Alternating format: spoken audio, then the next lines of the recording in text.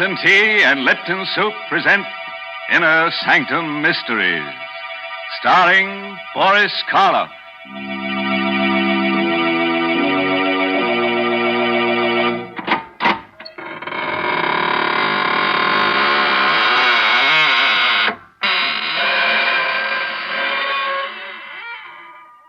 Good evening, friends of the Inner Sanctum. This is your host. Welcome again through the squeaking door to another session of mystery, murder, and madness. Oh, excuse me if I don't get up, but I'm all worn out. Yes, I've had a hectic few days with an old friend who just blew into town. He's one of those earnest souls who insists on doing everything for himself. Consultations with the monument makers, the grave diggers, fittings at the coffin makers. Yes, quite a busy body. But then we only die once, you know. These friends of yours, they're such unhappy people. They never seem to enjoy life. Never seem interested in any of the quiet, peaceful, good things of life. For instance, what's the use of telling one of your spooky characters about Lipton tea? They wouldn't like it. But other people enjoy that brisk Lipton flavor. They settle back in an easy chair and say to themselves, Lipton certainly has a rich, hearty flavor. Never the least bit wishy-washy. No siree. But would a ghost appreciate Lipton's? Indeed, he would not. And it's lucky Lipton's is made for real live folks who like good things, or else it wouldn't be the world's largest selling brand of tea. Mary, you've been very hard on my friends. Very. And they won't like it. But then most live folks don't enjoy being scared to death. And that's just what's going to happen to you tonight. Our story is called The Corridor of Doom. It's an original radio play written by Robert Newman. And our star tonight is a man who gives even me the shakes. The famous star of stage, screen, and radio, Boris Karloff. Have you thought about death lately? Not the fact that it's inevitable, that it must come to all of us someday, but rather how it will come. Do you think of it as a sleep and a waking, of a sudden transition from one state of being to another, or to a state of non-being? John Clay was one of those people who never thought about it at all, until he found himself walking down that dim and endless passage which... But suppose we let Boris Karloff in the role of John Clay tell you about it himself. If your blood pressure will take it, put out the lights and come on a little trip down the corridor of doom. When I woke up, I had no idea of where I was or how I'd gotten there. I was lying on a hard, white bed in a clean, white room. There was a dull pain in my abdomen. Touching it tentatively, I felt a bandage. So that was it. An operation. But for what? And where was I? At that moment, the door opened, and she came in. Good afternoon. Or is it evening? Whichever you prefer. It doesn't matter. My name's Clay. John Clay. Yes. And yours? You can call me Nada. Exactly. Where am I? In what hospital? It has no name. What? But that's ridiculous. I'd like to speak to Dr. Rogers. If you'll get him for me, please. There is no Dr. Rogers. At least, not here. Then who operated on me? And for what? Now, listen, I'm not a well man. I've a very bad heart. Will you get someone who can talk to me? If you wish. I'll call Dr. Stone.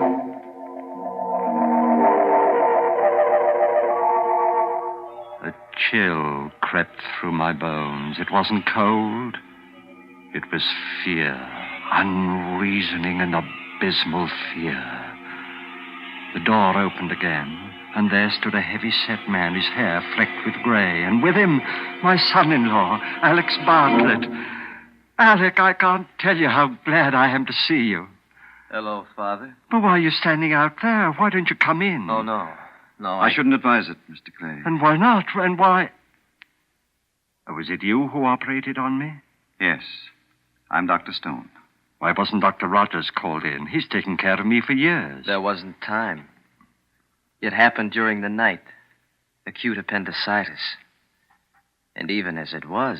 Even as it was? What? And why are you dressed that way, Alec? All in black. Well, it's customary. After all, you are my father-in-law. Of course I am, but... Now, look, Alec. You've got to stop being so mysterious.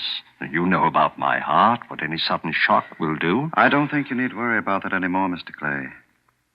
And as far as the mystery is concerned, this initial period of adjustment is always a little difficult. Difficult? Do you realize what it's like, lying here helpless, completely isolated, as if I were all alone in the world? Or isn't there someone I can talk to? Some of the other patients? Not just yet. When the time comes, you'll meet them. But, look, Doctor, I can't stand much more of this. I can't. If I don't find someone who really cares about me, who'll treat me like a normal human being... My dog. How about my dog? What do you think, Doctor? Yes, that's possible. We'll see what we can do, Mr. Clay. Come along, Bartlett. Goodbye, Father. You'll be back, won't you, Alec? I don't know. I'll try, but it's difficult. Very difficult. Then don't go, Alec. Don't leave me here all alone. Come back. Come back.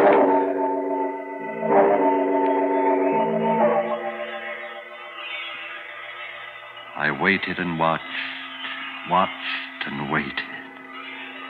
Then the door opened, and there was the doctor again. There was a small, thin-faced man with him this time, wearing the white coat of an orderly and carrying a black box with a handle. My dog. You brought my dog. All right, Martin. Give it to him. Yes, sir. Here you Oh, are, sir. thank heaven, now at least. Come on, Carrie. Come on, boy. Get up. Wake up. Why, what's the matter? Carrie. He's not asleep. He's dead. You wanted him, Mr. Clay. But why didn't you tell me? When did he die? How? How old was he? 11 and a half. Maybe 12. Pretty old for a dog. That's probably why he could come. What do you mean? What are you trying to do to me? Don't you realize I'm a sick man? Easy, Mr. I won't Clay. take it easy. I won't stay here another minute. I'm leaving right now. Sorry, but I don't think we can permit No, well, we'll see about that. You're getting yourself all upset for no reason, Mr. Clay, making it very difficult for the rest of us. Martin, Yes, you'd better let me have some of that bottle there. About 10 cc's. The red medicine? Yes. I don't want any medicine. I won't take it. Now, please, Mr. Clay. I won't, I tell you. No, I don't want the... It's awful. Salty. It tastes like... Yes. But I think you'll find that it will make things much easier for you. Very much easier. You're doping me up. That's what you're doing. Putting me to sleep. You think that when I wake up, I'll forget about everything. Yes, Mr. Clay. You'll forget about everything. Everything.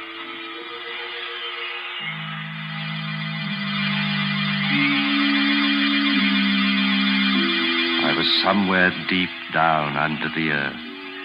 It was a passageway, stone-flagged and with stone walls, and I was walking slowly down it in my bare feet. I could feel the chill of the cold stones through the thick layer of dust. The passageway stretched ahead of me, endlessly. And then suddenly, I noticed that there were doors set into the walls on either side, closed doors. And on each door there was a name. Abel, Abercrombie, Abington. Where was I? What was this place? What was behind those awful, ominously closed doors? Something seemed to be drawing me on down the terrible passageway. Addison, Agar, Allen. I could feel the cold creeping up my legs, higher and higher, my heart pounding faster and faster. Then suddenly I knew where I was and where I was going. Knew what was waiting for me there ahead of me down the passage. No, exerting all my will, I turned, tried to go back. With a roaring in my ears, I was falling through the darkness. Falling.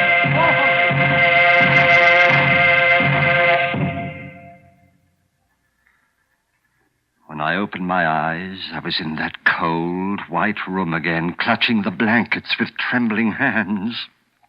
How do you feel now, Mr. Clay? You cried out, sir, as if... A dream. The most awful, horrible nightmare I ever had. A dream? The doctor will be very interested. Would you care to tell me all about it? Oh, I don't even want to think about it. It was about your former life? Former life? Oh, I'm sorry. I shouldn't have said that. I meant... Here, where are you going? To get my clothes, to get out of here. I won't stay here But you another can't minute. go. You can't, Martin. Help me. Please, let go of me. Let go. Don't you realize that if I do stay here, if I dream that dream again... Listen. I was in a passageway. An endless, eternal passageway like a corridor of doom. It stretched on and on to infinity with doors, closed doors on either side. And on each one of the doors in alphabetical order there was a name. The name of all those who had died since the beginning of time. I was walking down that corridor on my bare feet and... Why are you looking at me that way? You mustn't talk about that. You mustn't, do you hear? But you asked me. You didn't dream that dream. You couldn't have. And you've got to get it out of your mind. We'll help you. We'll give you a massage.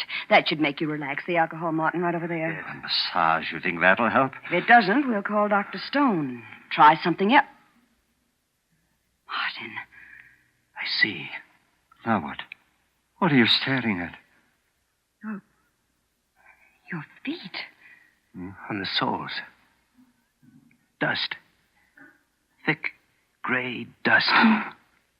Dust.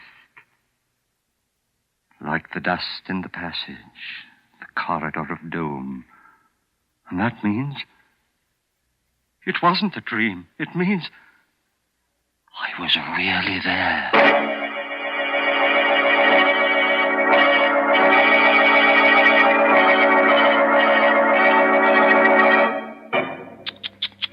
Dirty feet on those nice, clean sheets.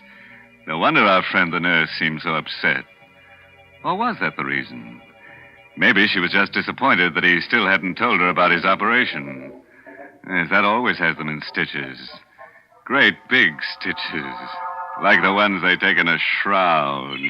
Mr. Host, I'm afraid I just can't believe this story. I can't believe that it really happened. Is that so, Mary? Do you think Mr. Clay got that gray dust in his feet because he has feet of clay? Hmm?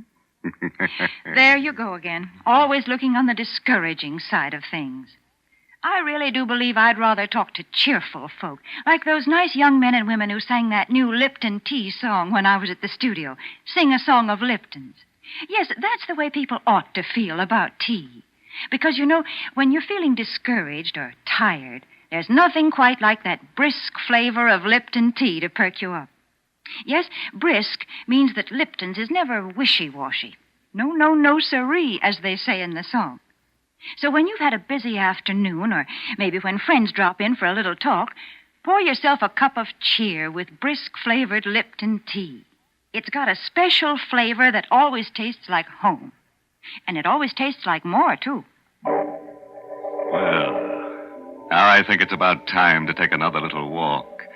Yes, down the corridor of doom with our star, Boris KARLOFF. And by the way, don't be concerned about getting too tired, because you'll only have to walk one way. That's the nice part of a trip like that. You don't have to worry about coming back. I lay there, staring down at my feet. No, it had not been a dream. For there, on my feet, was the thick, heavy dust from the corridor of doom. I had been there, walking down its awful silence, not in my mind, but in the flesh. My heart clenched like an icy fist. Then I threw the blankets aside, started to get up. Mr. Clay, what are you doing? Where are you going? Let me go. But you can't get up. You can't leave. Oh, let me go. Martin, quick, help me. Please, Mr. Clay. Oh, for heaven's sake, let me go. Don't you realize what this means? If it wasn't a dream, and if I stay here, go down to that horrible place We've again... got to make him quiet down. Some more of that medicine, Martin. Another 10 cc. Right. Oh, no more of that. It's Here, Mr. Clay. You must take it. You must. It will make you sleep. Sleep so soundly that you won't be able to go down there again. No, but... All right. Give it to me. You stay here, Martin. I'll go get Dr. Stone and tell him. Better, Mr. Clay? I don't know. Color. Dark red. Taste. It's like... Yes, I know. And it makes me sleepy. My eyes get heavy and... Have you been here for a long time, Martin? No, not long. What is it like outside of this room? It's strange. Like no place else. And the other patients, what are they like? They're strange, too. Listen, Martin. I'm a rich man. You're the only friend I've got here. You've got to help me. Whether you're rich or poor doesn't matter. As for helping you, that's what I'm here for. You've got to stay here. Watch me. Every minute. My heart. I don't think it'll stand much longer.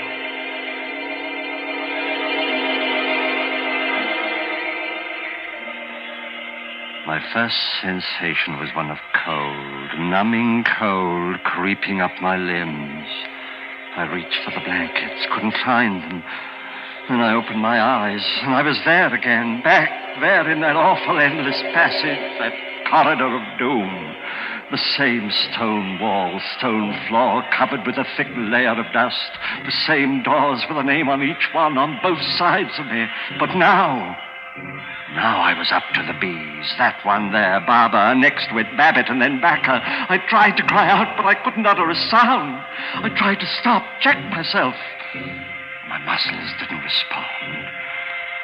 Slowly, heavily, I continued walking on down that endless passage.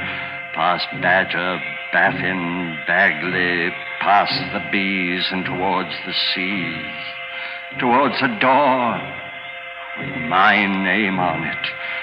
My heart pulsed, pounding with terror. My breath rasped in my throat. Convulsively, I clutched at the walls, forced myself completely around. Then, as if I were fighting against a roaring gale, I drove myself back. One step I took, 2, 3, and I stumbled and was falling again. Falling through darkness, complete, absolute, unending.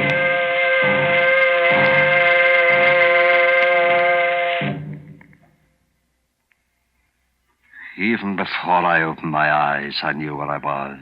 Back in my room, the sheets crumpled in my sweating hands. I lay there for a moment. I knew that this was my last chance. I knew where I was. Back in my room, the sheets crumpled in my sweating hands. Slipped out of bed, tiptoed to the door of the room, opened it a crack, and peered out. A hospital corridor. And sitting at a desk halfway down it, the nurse. Could I slip past her? Then on a table next to the door, I saw the telephone. A telephone! Now I could get help. Reach someone who would save me, take me out of this place. Picking it up quietly, I dialed my daughter's number, Alec Bartlett's wife.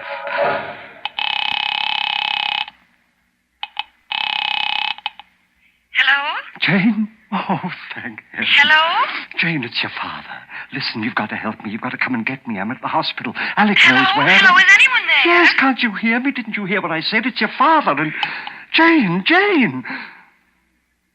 Hung up. I heard her, but she couldn't hear me.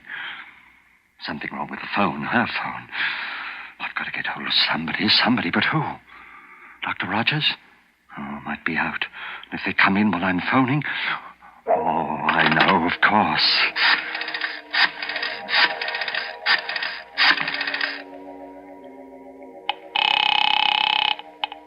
Police headquarters, Ryan speaking. Hello, police. This is John Clay of Riverside Road. I'm at a hospital. I don't know where. Hello? But can't you hear me, officer? For heaven's sake, listen. It's a matter of life and death. John Clay at a hospital. My son-in-law, Alec Bartlett, can tell you where. Hello? Officer, listen. Don't hang up. Don't. I'm nuts. Officer, hello. Anything the matter, Mr. Clay? Dr. Stone, your telephone, there's something wrong with it. No, Mr. Clay. There's nothing wrong. Not with the telephone. But I tried to make 2 calls. 2 different numbers, and... I know. And you should have known.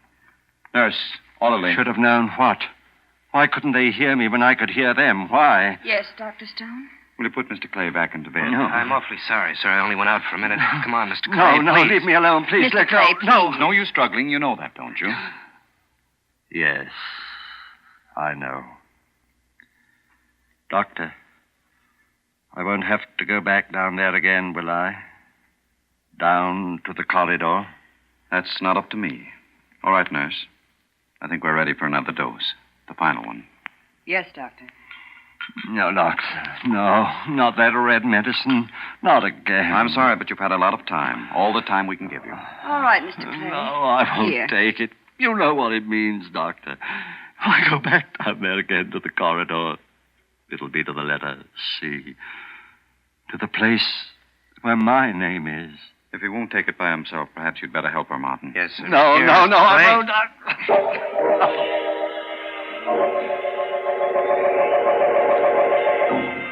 Again, I knew where I was before I opened my eyes. I could feel the dust under my bare feet, and through the dust, the biting chill of the cold stones. I was there, back in the corridor, walking down its silent length past the blank, closed doors. For the names on the doors, now they were all C's. Cabot, Cadden, Cahoon. On I walked, the beating of my heart, the pounding of my pulse loud in my ears. On down the passage, no longer even trying to fight against what I knew was inevitable. On past Cameron, Chelsea, Chiswick, and then, suddenly, terribly, one door. A door with my name on it, gaping, waiting for me. I tried to stop, to turn, but my legs carried me forward. I was but 2 doors away. I could see into it now, see that it contained nothing. Absolutely nothing, not even a coffin. Just stone walls and a flat stone slab.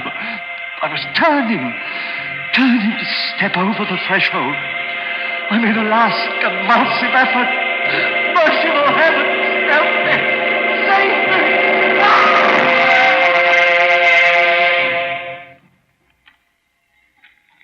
All right, Martin. Pick him up. Yes, sir. Is it all over? Hello, Bartlett. In at the death, eh?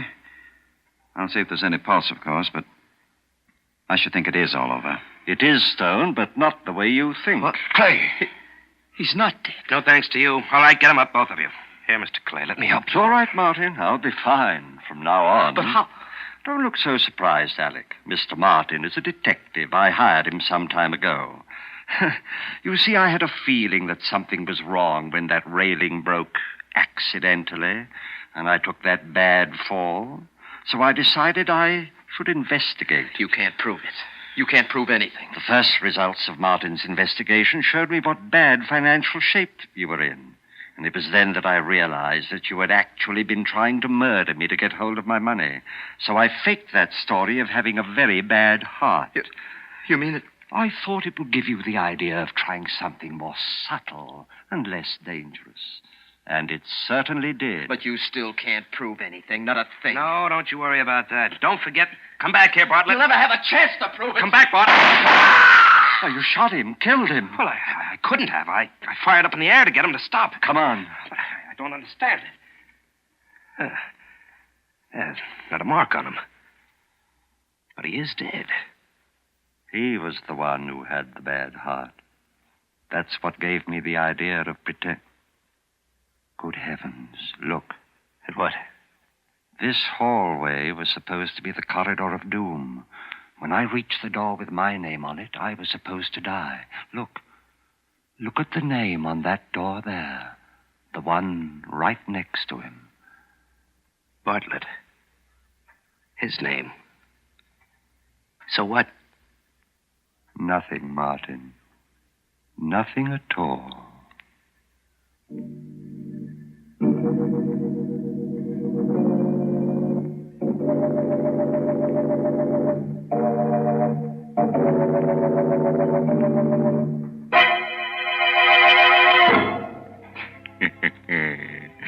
Now, where do you think old Dr. Stone got the idea for that little alphabetical graveyard? That's right, from me. Huh? You don't believe me? Then come on home with me tonight, and I'll show you the one in the cellar of my house. What's more, I'll show you a door and a neat stone slab with your name on it. Nonsense, Mr. Host. Mr. Clay just explained that the whole thing was a hoax. And I'm not going to sit here and hear you say otherwise. Well, then don't sit. Stand up and we'll take a walk, Mary Bennett. Yes, back to your name. Back to the B's. Baker, Bartlett, Bennett. You don't scare me. Yeah? Well, how would you like it if we went to the L's and found a door marked Lipton? Oh, why, that's fine. Inside, we'd find a wonderful, friendly beverage. Lipton's, the tea with the brisk flavor. The tea that's welcome at all hours of the day. Yes, the largest selling brand of tea in the whole world. Lipton tea.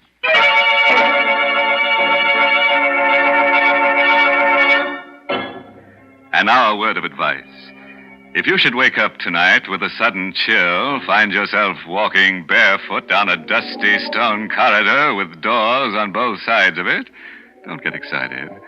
Just insist on a doom with a view. By the way, this month's Inner Sanctum mystery novel is The Whistling Legs by Roman McDougal. Yes, and next week's Inner Sanctum story, directed by Hyman Brown and brought to you by Lipton Tea and Lipton Soup. Next week's story is about women. Yes, two women who like to be treated rough. Choke 'em to death, shoot 'em, murder 'em. They'll love you for it. And who do you think is going to be their boyfriend? That's right. Boris Karloff. Boris Karloff will be with us again next week, because who else could love such women? So, if you're in a tender mood, tune in next Tuesday. Until then, good night. Pleasant dreams.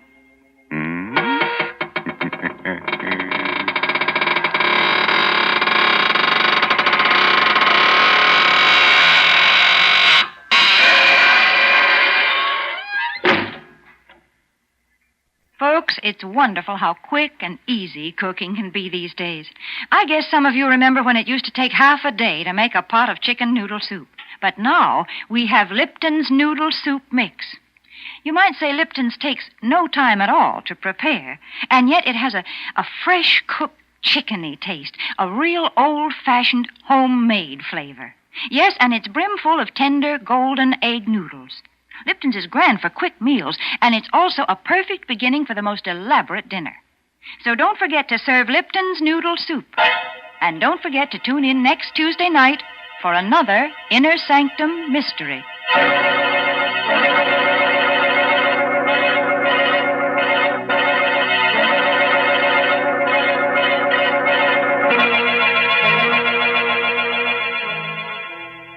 This is CBS, the Columbia Broadcasting System.